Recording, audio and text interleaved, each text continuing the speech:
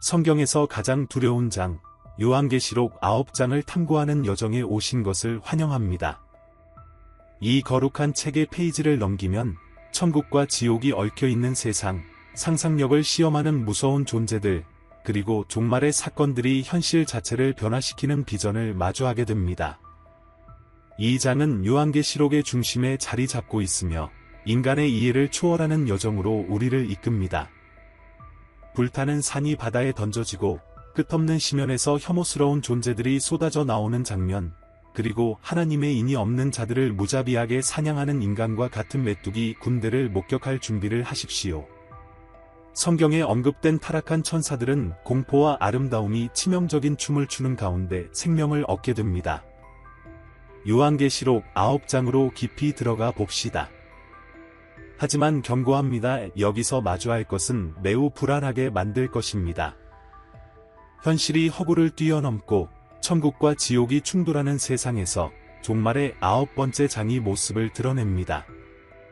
인간의 이해를 넘어서는 여정을 준비하십시오. 종말의 심장부로 향하는 항해입니다.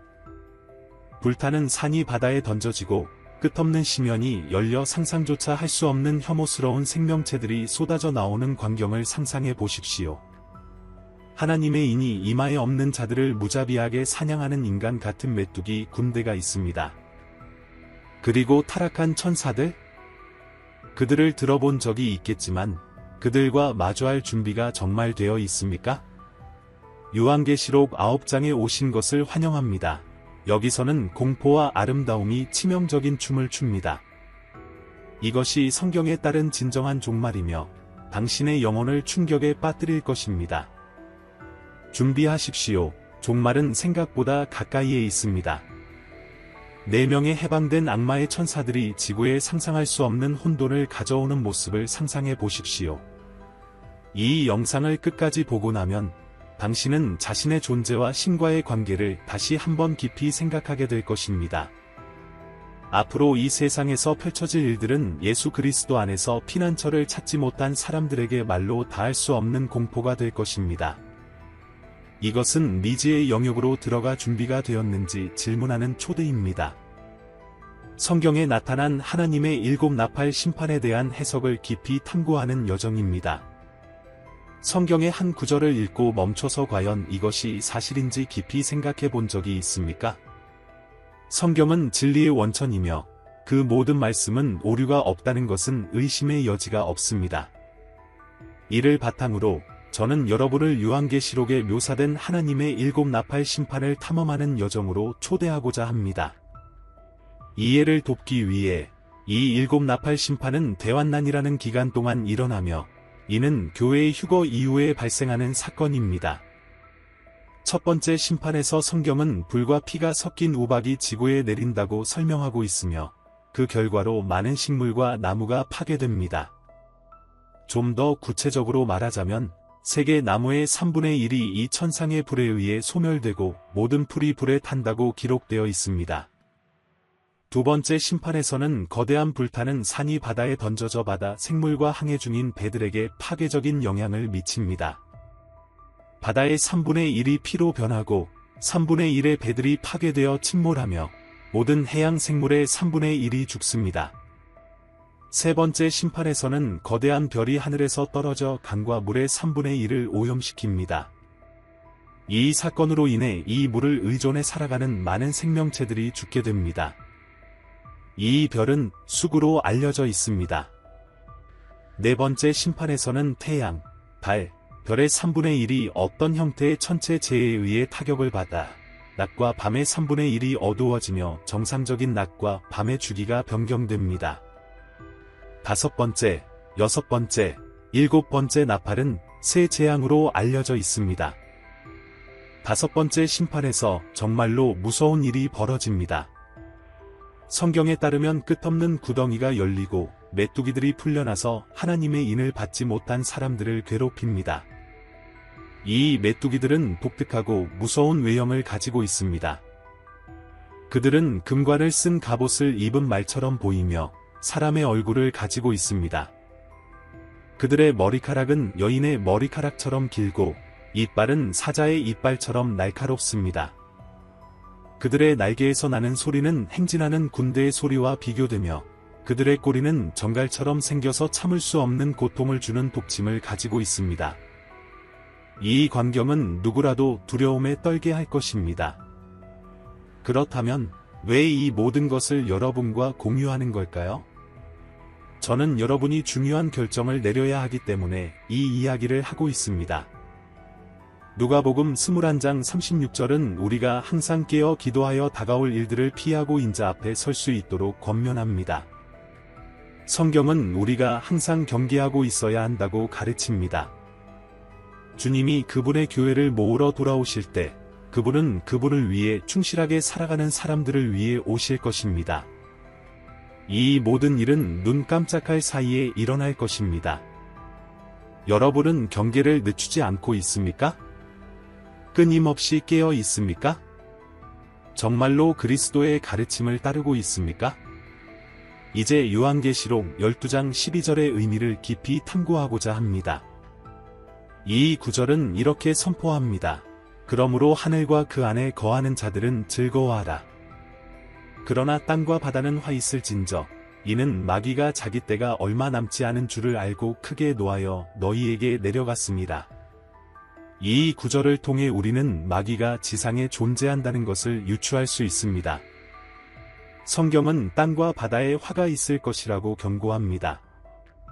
또한 이 구절을 통해 우리는 마귀가 분노에 차 있다는 사실을 알 수 있습니다.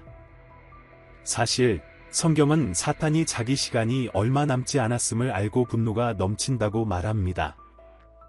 그리고 그의 시간이 얼마 남지 않았다는 것은 예수 그리스도의 재림이 가까웠다는 것을 시사합니다. 사실 우리가 한 걸음 물러서서 요한계시록 12장 12절이 진정으로 말하는 바를 연구하고 이해하면 왜 지금 세상에 죄와 악이 이렇게 만연한지 알 수 있습니다. 요한계시록은 생생한 이미지와 깊은 상징성으로 유명하며 이 구절도 예외는 아닙니다. 이 구절은 하늘에서 벌어지는 서사적인 전투를 묘사합니다. 이 전투에서 용으로 묘사된 마귀와 그의 천사들이 미카엘과 그의 천사들과 대적합니다. 이 천상 전투에서 사탄과 그의 추종자들은 패배하여 지상으로 쫓겨납니다. 사탄은 분노에 차서 혼돈과 파괴를 일으키려 합니다. 이 구절을 설명하기 위해 동물원에 갇힌 사자를 상상해 보십시오. 사자는 강력하고 위험한 존재로 작은 공간에 갇혀서 안절부절 못하며 우리 안을 왔다 갔다 합니다. 우리 밖에 있는 사람들은 금속 막대가 그들을 보호해 사자가 해를 끼치지 못하게 합니다. 이제 그 우리 문이 갑자기 열리고 사자가 자유롭게 풀려나는 상황을 상상해 보십시오. 이 이미지는 이 구절에서 묘사된 상황을 상징하는 강력한 비유입니다. 강력하고 무서운 사자가 미친 듯이 달려가면서 길에 있는 모든 것을 공격하는 모습을 상상해 보십시오. 이것이 바로 사탄을 묘사하는 데 사용할 수 있는 이미지입니다. 그는 영적인 영역에 갇혀 있다가 이제 지구를 자유롭게 돌아다니게 되었습니다. 풀려난 사자처럼 사탄은 분노로 가득 차 있으며 할 수 있는 모든 것을 공격하고 파괴하려 합니다. 성경은 베드로전서 5장 8절에서 우리에게 경고합니다. 근신하라 깨어라 너희 대적 마귀가 우는 사자 같이 두루다니며 삼킬 자를 찾나니. 그렇다면 왜 사탄은 그렇게 혼돈을 일으키려 할까요? 그 답은 그의 하나님에 대한 반역에 있습니다. 사탄은 원래 하나님의 천사였으나 반역하여 하늘에서 쫓겨났습니다. 그 이후로 그는 하나님과 그의 백성들과 전쟁을 벌이며 가능한 많은 영혼을 진리에서 멀어지게 하려 합니다. 그래서 세상에 이렇게 많은 죄와 악이 존재하는 것입니다. 사탄은 끊임없이 사람들을 죄로 유혹하여 그들을 하나님에게서 멀어지게 하고 영원한 저주로 이끌려 합니다. 그러므로 우리는 경계하고 정신을 차려서 그의 유혹에 저항하는 것이 중요합니다. 미래를 두려워할 필요는 없습니다. 성경은 마지막 날에 하나님께서 우리 모두에게 성령을 부어주시고 우리의 자녀들은 예언하고 젊은이들은 환상을 보고 노인들은 꿈을 꿀 것이라고 보장합니다. 사도행전 2장 17절. 우리는 우리의 위대하신 하나님과 구주 예수 그리스도의 영광이 나타나기를 간절히 기다리고 있습니다. 디도서 2장 13절.